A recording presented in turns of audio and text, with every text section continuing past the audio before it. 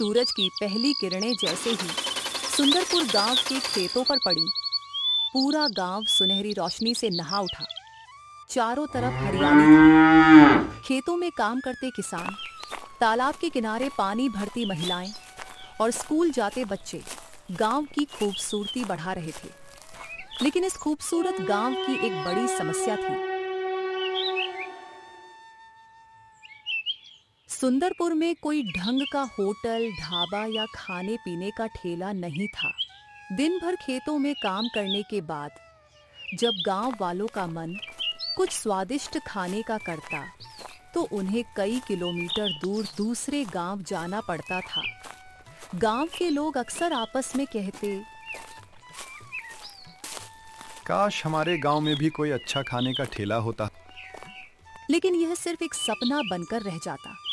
गांव के आखिरी छोर पर एक छोटी सी झोपड़ी थी। उस झोपड़ी में रहता था साहिल। साहिल लगभग 22 साल का मेहनती और ईमानदार लड़का था। उसकी दुनिया उसकी माँ सरस्वती देवी और एक छोटी बहन परी थी। सरस्वती देवी कई महीनों से बीमार पड़ गई थी। कभी तेज खांसी, कभी बुखार और कभी कमजोरी। गांव के वैद्य ने कहा था कि अगर समय पर इलाज नहीं हुआ तो बीमारी बढ़ सकती है। लेकिन इलाज के लिए पैसे चाहिए थे और पैसे साहिल के पास नहीं थे। इसलिए वह गांव के सबसे अमीर व्यापारी लाला भोलाराम की दुकान पर मजदूरी करता था। भोलाराम पूरे गांव में अपनी कंजूसी और लालच के लिए मशहूर था। वह मजदूरों से खूब काम करवाता, लेकिन पैसे देने में हमेशा बहाने बनाता। उस सुबह भी साहिल जल्दी उठ गया। उसने मां के लिए पानी गर्म किया, दवा दी, फिर परी और साहिल उनके पास बैठ गया। सरस्वती मुस्कुराई। बेटा, तू रोज इतना काम करता है, थोड़ा आराम भी कर लिया कर। अर्जुन हंस पड़ा। अम्मा, अभी आराम करने की उम्र नहीं है, पहले तुम्हें ठीक करना है और परी को अच्छे स्कूल में पढ़ने भेजना भी है। सरस्वती की आंखें भर आई। भगवान हर माँ को तेरे जैसा बेटा दे। बस अम्मा, जल्दी ठीक हो जाओ। लेकिन साहिल समझ गया था कि उनकी हालत पहले से ज्यादा खराब हो रही थी। उसने मन ही मन फैसला किया, आज चाहे कुछ भी हो जाए, वह भोलाराम से अपने मेहनत के पैसे लेकर रहेगा। वह तेजी से दुकान की ओर निकल पड़ा। लेकिन आज साहिल को माँ के बीमारी के चक्कर में उसे दुकान पहुंचने में देर हो गई। जैसे ही वह दुकान पहुंचा, भोलाराम गुस्से से लाल हो गया। अबे साहिल, ये कोई आने का समय है? अर्जुन ने हाथ जोड़ लिया। लाला जी, माँ बहुत बीमार है, मुझे उसकी मदद करनी पड़ी। वाह साहिल, कब से तू अपनी माँ की सेवा करने लगा? दुकान में बैठे लोग हंसने लगे। अर्जुन चुप रहा। भोलाराम फिर बोला, चल ज्यादा ड्रामा मत कर, काम पर लग जा। साहिल पूरे दिन काम करता रहा। बोरी उठाई, चावल तौले, ग्राहकों को सामान दिया। दोपहर से शाम हो गई। उसकी कमर दर्द से टूट रही थी, लेकिन उसके मन में सिर्फ एक बात थी, माँ की दवा लेनी है। शाम को दुकान बंद होने लगी। अर्जुन भोलाराम के पास गया। लाला जी, मुझे अपने मेहनत के पैसे चाहिए। भोलाराम ने नकली हैरानी दिखाई। पैसे? कौन से पैसे? लाला जी, पिछले कई दिनों से आपने मजदूरी नहीं दी। माँ की दवा लानी है, बहन भी भूखी है। देख अर्जुन, अभी मेरे पास नकद नहीं है, चाहे तो चावल और मसाले ले जा। लेकिन मुझे दवा खरीदनी है। तो मैं क्या करूं? पैसे नहीं हैं। लेना है तो सामान ले, नहीं तो जा। साहिल की आंखों में आंसू आ गए, लेकिन उसने कुछ नहीं कहा। वह धीरे धीरे घर की ओर चल पड़ा। रास्ते में उसे लगा जैसे पूरी दुनिया उसके खिलाफ हो गई हो। घर पहुंचते ही सरस्वती ने पूछा, क्या हुआ बेटा, दवाई नहीं आया क्या? भैया, कुछ खाने का नहीं लाए क्या? पर ये अभी बहुत दिक्कत में हूँ, अगले दिन ला दूंगा। अगले दिन फिर साहिल जल्दी उठ गया और रोज की तरह सेठ का काम करने लगा। सुबह से शाम तक उसने खूब मेहनत किया और शाम को उसने पैसे मांगा। सेठ जी, कुछ पैसे दे दीजिए, माँ के लिए दवाई और परी के लिए कुछ खाने का लेना है। क्या बोला? पैसे? अरे तुम गरीब लोग इसी तरह होते हो क्या? दिन रात पैसे पैसे करते रहते हो। पैसे ही खाना है क्या? पर सेठ जी, मैं अपनी मेहनत की कमाई का पैसे मांग रहा हूँ, इसमें गरीब और अमीर कहाँ से आ गया? क्या रे साहिल, जुबान लड़ाता है मुझसे? सुन जगन्नाथ, इसका हिसाब कर। इस महीने इसने कितना दिन काम किया है और कितना बजे काम पर आता था? जी मालिक, अभी करता हूँ। फिर जगन्नाथ ने साहिल का इस महीने जितना दिन काम पर आया था सारा हिसाब किया। मालिक, इसके हो गए पूरे 800 रुपए। क्या? सिर्फ 800 रुपए? पर हमने तो इस महीने ज्यादा छुट्टी भी नहीं लिया था। ये छोकरे, चल निकल। इस महीना का पूरा हिसाब है। और सुन, कल से तुम काम पर मत आना। बड़ा आया हमें बहस करने को, अब जा कहीं डूब मर। साहिल उदास मन से घर लौट आया। उसने पूरी बातें बहन परी और सरस्वती देवी को बताया। अगले दिन साहिल काम के तलाश में इधर उधर भटकता रहा। किसी के पास मजदूरी करने गया, किसी के खेत में काम मांगा, लेकिन सब लोग एक ही बात कहता। अरे इतना हट्टा खट्टा हो, जाओ पढ़ाई लिखाई करो, नौकरी करो, देश को संभालो। गांव के लोग इस तरह बोल के मजाक उड़ाते थे, लेकिन कोई भी साहिल का मजबूरी नहीं समझता था। आखिर लड़का कितना टेंशन में रहता है। काम न मिलने पर साहिल घर में उदास होकर बैठ गया।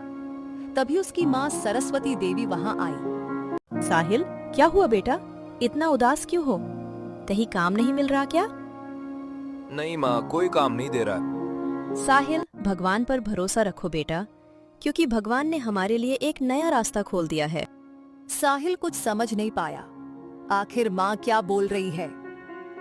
सरस्वती देवी धीरे धीरे उठी, झोपड़ी के एक पुराने संदूक के पास गई। उन्होंने संदूक खोली। उसमें कुछ पुरानी यादें रखी थी, पुरानी तस्वीरें, कपड़े और एक छोटी सी डायरी। सरस्वती देवी ने डायरी साहिल को दी। साहिल बेटा, ये तेरे बाबूजी की डायरी है। साहिल ने डायरी खोली। उसके अंदर कई तरह की रेसिपियां लिखी हुई थीं। सबसे ऊपर बड़े अक्षरों में लिखा था, हैदराबादी बिरयानी। साहिल चौंक गया। अम्मा, ये क्या है? सरस्वती देवी की आंखों में पुराने दिनों की चमक लौट आई। सरस्वती देवी बोली, तेरे बाबूजी शहर के एक बड़े होटल में शेफ थे। उनकी बनाई बिरयानी खाने लोग दूर दूर से आते थे। धीरे धीरे उनकी बिरयानी पूरे इलाके में मशहूर हो गई। बेटा, वही हुनर आज तेरे काम आएगा। तुम भी अब बिरयानी बेचना। अर्जुन की आंखें फैल गई। लेकिन अम्मा, इसके लिए पैसे कहाँ से आएंगे? सरस्वती देवी मुस्कुराई, फिर अपने हाथों से पुरानी सोने की चूड़ियां उतार ली। ये तेरे बाबूजी की आखिरी निशानी है। इन्हें गिरवी रख देंगे, लेकिन अब गरीबी के सामने हार नहीं मानेंगे। नहीं अम्मा, मैं इन्हें नहीं बेच सकता। निशानी दिल में रहती है बेटा, सोने में नहीं। अगर इन्हें बचाकर रखा और हम भूखे रहे तो इनका क्या फायदा? उस रात साहिल को नींद नहीं आ रही थी। उसकी आंखों के सामने बार बार अपनी माँ का चेहरा घूम रहा था। सरस्वती देवी ने अपनी सबसे कीमती निशानी, अपने पति की यादगार चूड़ियां, बिना एक पल सोचे उसे दे दी थी। दूर कहीं कुत्तों के भौंकने की आवाज आ रही थी। साहिल आसमान की तरफ देखते हुए बोला, बाबूजी, अगर आप कहीं सुन रहे हैं तो मेरी मदद करना। मैं अम्मा का सपना टूटने नहीं दूंगा। सुबह होते ही साहिल तैयार होकर गांव के साहूकार घनश्याम सेठ के घर पहुंचा। घनश्याम सेठ गांव का सबसे बड़ा साहूकार था। लोग जरूरत पड़ने पर उसी के पास जाते थे। साहिल ने चूड़ियां उसके सामने रख दी। घनश्याम ने चूड़ियों को गौर से देखा। ये तो काफी कीमती है। सेठ जी, मुझे इन्हें बेचना नहीं है, बस कुछ दिनों के लिए गिरवी रखना चाहता हूँ। घनश्याम ने कुछ देर सोचा, फिर बोला, ठीक है साहिल, मैं तुम्हें अच्छे पैसे दे देता हूँ, लेकिन समय पर वापस लाने होंगे। साहिल के चेहरे पर खुशी आ गई। उसे उम्मीद से ज्यादा पैसे मिल गए। वह तुरंत शहर की तरफ निकल पड़ा। शहर का बाजार लोगों से भरा हुआ था। हर तरफ दुकानें, आवाजें और चहल पहल थी। साहिल पहली बार किसी बड़े काम के लिए बाजार आया था। वह एक बढ़ई के पास गया। चाचा, मुझे एक मजबूत ठेला चाहिए। किस काम के लिए? बिरयानी बेचनी है। तो ऐसा ठेला बनाऊंगा कि पूरा गांव देखता रह जाएगा। कुछ देर बाद साहिल ने एक सुंदर ठेला खरीद लिया। कोयला खरीदा, मसाले खरीदे, चावल खरीदे और कुछ जरूरी बर्तन भी खरीद लिए। पैसे कम थे, इसलिए वह बहुत सोच समझकर खर्च कर रहा था। शाम तक वह सारा सामान लेकर गांव लौट आया। घर पहुंचते ही सरस्वती देवी और परी की आंखों में चमक आ गई। सरस्वती ने तुरंत काम शुरू कर दिया। उन्होंने पुराने संदूक से अपने पति की डायरी निकाली। उसमें रेसिपी लिखी हुई थी। सरस्वती ने मसाले निकाले, जीरा, धनिया, दालचीनी, इलायची, लौंग, तेज पत्ता और कुछ खास मसाले जिनका राज सिर्फ उन्हें पता था। अगली सुबह तीनों बहुत जल्दी उठ गए। साहिल ने कोयले की भट्टी तैयार की। परी ने बड़े भगोने में बिरयानी बनानी शुरू की। धीरे धीरे चावल पकने लगे। मसालों की खुशबू हवा में फैलने लगी। जब दम लगाने का समय आया तो सरस्वती ने आंखें बंद कर ली। उन्हें अपने पति की याद आ रही थी। मानो वर्षों बाद वही पुराना स्वाद फिर से लौट आया था। करीब 1 घंटे बाद ढक्कन खोला गया। गर्म भाप का बादल उठा। पूरा कमरा खुशबू से भर गया। साहिल और परी खुशी से उछल पड़ा। अम्मा, ये तो कमाल हो गया। अभी नहीं बेटी, असली परीक्षा तब होगी जब लोग इसे खाएंगे। दोपहर होते ही साहिल ठेला लेकर गांव के चौक पर पहुंच गया। उसने बड़े गर्व से बोर्ड लगाया, साहिल की हैदराबादी बिरयानी। गांव वाले दूर से उसे देखने लगे। कुछ लोग हंस रहे थे, कुछ हैरान थे। एक आदमी बोला, अरे देखो देखो, ये लड़का आज बिरयानी बेचने आया है। लगता है लड़की का दिमाग खराब हो गया है। लेकिन साहिल ने किसी की बात पर ध्यान नहीं दिया। वह चुपचाप खड़ा रहा। 1 घंटा बीत गया, फिर दूसरा घंटा भी। साहिल की चिंता बढ़ने लगी। धीरे धीरे रात हो गया, लेकिन ठेले पर कोई भी नहीं आया। रात में जब साहिल घर गया तो सरस्वती देवी ने पूछी, कितना का बिरयानी बिका बेटा? साहिल ने सारी बातें बता दिया। अगले दिन साहिल ने फिर से ठेला लगाया। तभी 2 आदमी ठेले पर आया। एक ने पूछा, भाई गांव में कौन खाएगा बिरयानी? धीरे धीरे शाम हो गया, लेकिन आज भी कोई नहीं आया। साहिल ठेला बंद करके जाने लगा। तभी उसने देखा, बाजार में सभी लोग बास्केट में सब्जी लेकर जा रहा है। रात में जब साहिल सो रहा था, तभी उसके दिमाग में एक आइडिया आया, क्यों ना हम कल से बास्केट में बिरयानी पैक करके बेचे। अगले दिन साहिल जल्दी उठ गया। वो सुबह सुबह बाजार गया।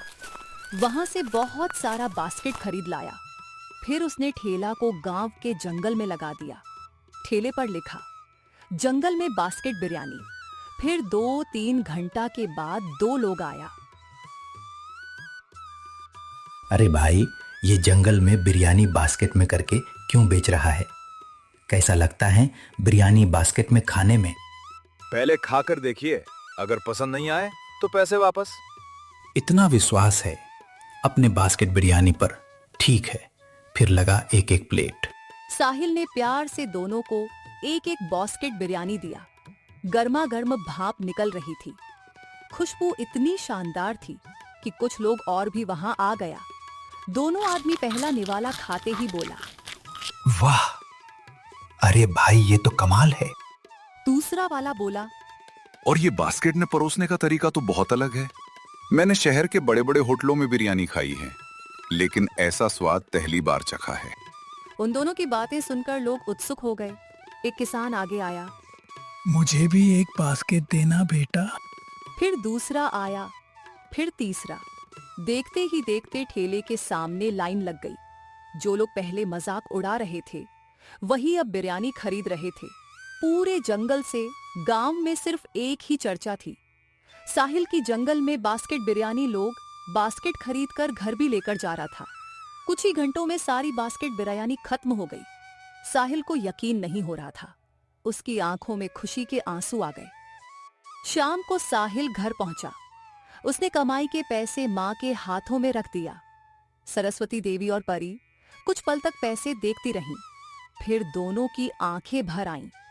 तेरे बाबूजी आज होते तो बहुत खुश होते। उसी समय गांव के दूसरे छोर पर भोलाराम अपनी दुकान में बैठा था। आज उसकी बिक्री बहुत कम हुई थी। वह बार बार हिसाब देख रहा था। आखिर गांव वाले गए कहां? तभी उसका नौकर दौड़ता हुआ आया।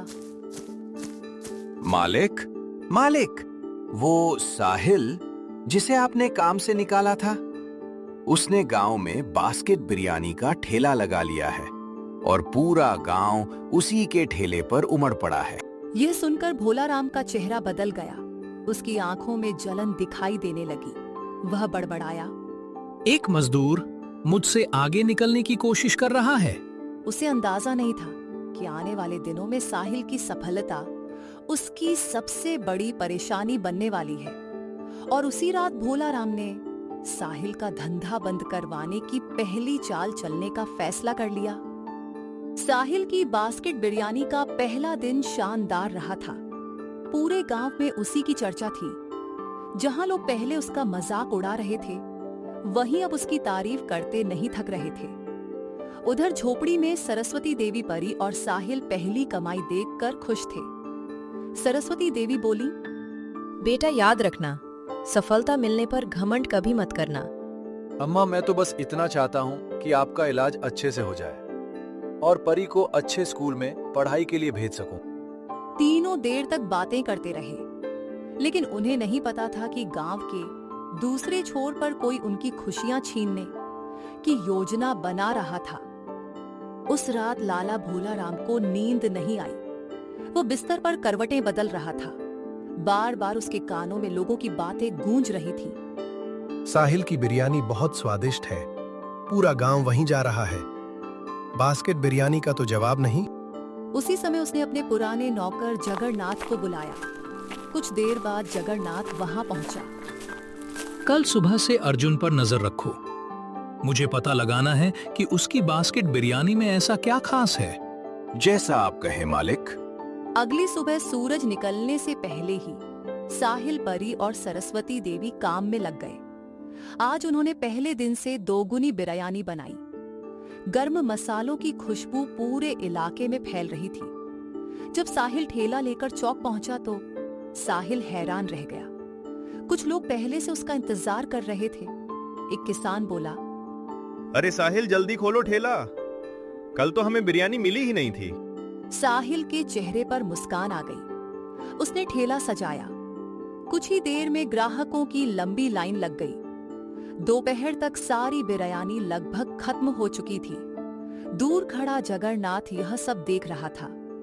शाम को वह सारी जानकारी लेकर भोलाराम के पास पहुंचा। मालिक, मामला गंभीर है।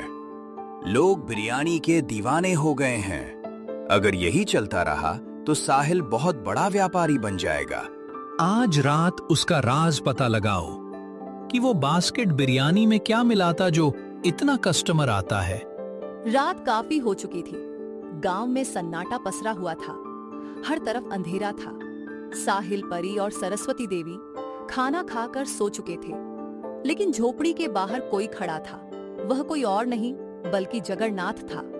उसे भोलाराम ने साहिल की रेसिपी चुराने भेजा था। जैसे ही उसने अंदर जाने की कोशिश किया, लेकिन तभी पास बैठा गांव का एक कुत्ता जोर जोर से भौंकने लगा। जगन्नाथ घबरा गया। अंदर साहिल की आंख खुल गई। जगन्नाथ तुरंत भाग गया। साहिल ने चारों तरफ देखा, कोई नहीं था। सुबह होते ही सरस्वती देवी ने देखा कि संदूक थोड़ा खुला हुआ है। वह चौंक गई। उन्होंने तुरंत अपनी पुरानी डायरी देखी। डायरी सुरक्षित थी। उन्होंने राहत की सांस ली। साहिल बोला, अम्मा, लगता है रात को यहाँ आया था। सरस्वती देवी गंभीर हो गई। बेटा, सफलता के साथ दुश्मन भी आते हैं। अब हमें सावधान रहना होगा। उसी दिन दोपहर में एक अजनबी आदमी साहिल के ठेले पर आया। उसने महंगे कपड़े पहन रखे थे। उसकी बड़ी बड़ी मूंछें थीं। वह चुपचाप बास्केट बिरयानी खाने लगा। पहला निवाला खाते ही उसके चेहरे पर मुस्कान आ गई। उसने पूरी बास्केट खत्म कर दी। फिर साहिल से बोला, तुम्हारा नाम साहिल है और ये रेसिपी किसकी है? मेरे स्वर्गीय बाबूजी की। अजनबी कुछ देर सोचता रहा, फिर बोला, बहुत बढ़िया, बहुत जल्द तुमसे फिर मुलाकात होगी। इतना कहकर वह चला गया। साहिल समझ नहीं पाया कि वह आदमी कौन था। शाम को जगन्नाथ ने भोलाराम को सब कुछ बता दिया। मालिक, रेसिपी नहीं मिली, लेकिन एक बात समझ में आ गई, लोग बास्केट बिरयानी के स्वाद के कारण ही आ रहे हैं। भोलाराम कुछ देर सोचता रहा, फिर अचानक उसके चेहरे पर एक खतरनाक मुस्कान आ गई। अगर स्वाद ही उसकी ताकत है तो हम उसी ताकत को कमजोर कर देंगे। गांव में जितना भी बढ़िया चावल बिकता है सब मैं खरीद लूंगा, और मसाले भी। जब उसके पास अच्छा सामान ही नहीं होगा तो बिरयानी कैसी बनेगी? उसे पूरा विश्वास था कि इस बार साहिल हार जाएगा। अगली सुबह साहिल हमेशा की तरह जल्दी उठ गया, लेकिन आज उसके मन में एक अजीब सी बेचैनी थी। रात भर वह उस रहस्यमयी आदमी के बारे में सोचता रहा था, जिसने उसकी बास्केट बिरयानी खाकर कहा था कि वह जल्द ही उससे फिर मिलेगा। उधर लाला भोलाराम अपनी नई चाल चल चुका था। उसने आसपास के गांवों और बाजारों से अच्छा चावल और बढ़िया मसाले खरीदकर अपने गोदाम में भर लिए थे। उसका इरादा साफ था, साहिल को सामान ही नहीं मिलेगा तो उसका ठेला अपने आप बंद हो जाएगा। जब साहिल बाजार पहुंचा तो सचमुच उसे कहीं भी अच्छा चावल नहीं मिला। एक दुकानदार बोला, बेटा, पिछले 2 दिनों में किसी ने सारा बढ़िया चावल खरीद लिया है। मसालों का भी यही हाल है। साहिल समझ गया कि यह काम भोलाराम का ही हो सकता है। वह मायूस होकर घर लौट आया। घर पहुंचते ही सरस्वती देवी ने पूछा, क्या हुआ बेटा? साहिल ने सारी बात बता दी। कुछ देर के लिए झोपड़ी में सन्नाटा छा गया। फिर सरस्वती देवी मुस्कुराई। बेटा, तेरे बाबूजी कहते थे कि जो इंसान मेहनत और ईमानदारी से काम करता है उसके लिए भगवान हमेशा कोई न कोई रास्ता खोल देता है। तभी झोपड़ी के बाहर किसी की आवाज सुनाई दी। क्या मैं अंदर आ सकता हूँ? साहिल बाहर निकला तो सामने वही रहस्यमयी आदमी खड़ा था जिसने उसकी बिरयानी खाई थी। आदमी मुस्कुराया। मेरा नाम रहीम खान है। मैं शहर में एक बड़े होटल का मालिक हूँ। साहिल, परी और सरस्वती देवी तीनों हैरान रह गए। रहीम खान ने कहा, उस दिन मैं काम से गांव आया था। संयोग से तुम्हारी बास्केट बिरयानी खाई। सच कहूं तो ऐसा स्वाद मैंने वर्षों बाद चखा। फिर उसने आगे कहा, मैंने तुम्हारे बारे में पता करवाया है। मुझे मालूम है कि तुम मेहनती और ईमानदार लड़के हो। साहिल चुपचाप सुन रहा था। रहीम खान ने मुस्कुराते हुए कहा, मैं तुम्हारी मदद करने आया हूँ। रहीम खान ने कई बोरी बढ़िया चावल, मसाले और जरूरत का सामान उसके घर के सामने रख दिया। साहिल आश्चर्य से देखने लगा। लेकिन साहब, मैं इतना सामान खरीद नहीं सकता। मैं बेच नहीं रहा, मैं निवेश कर रहा हूँ। मुझे तुम्हारी मेहनत पर भरोसा है। सरस्वती देवी की आंखों में खुशी के आंसू। बेटा, देखा, भगवान ने रास्ता भेज दिया। साहिल ने हाथ जोड़कर रहीम खान का धन्यवाद किया। जब भोलाराम को यह खबर मिली तो उसके होश उड़ गए। क्या साहिल को शहर वाले होटल मालिक का साथ मिल गया? उसे अपनी सारी योजना विफल होती दिखाई दी। कुछ महीनों बाद साहिल का छोटा सा ठेला अब एक बड़े ढाबे में बदल चुका था। ढाबे के बाहर एक विशाल बोर्ड लगा था, साहिल की जंगल में बास्केट बिरयानी। कहानी की से सीख ईमानदारी, मेहनत, माँ का आशीर्वाद और गांव की एकता, इन 4 चीजों के सामने कोई भी मुश्किल ज्यादा दिनों तक टिक नहीं सकती।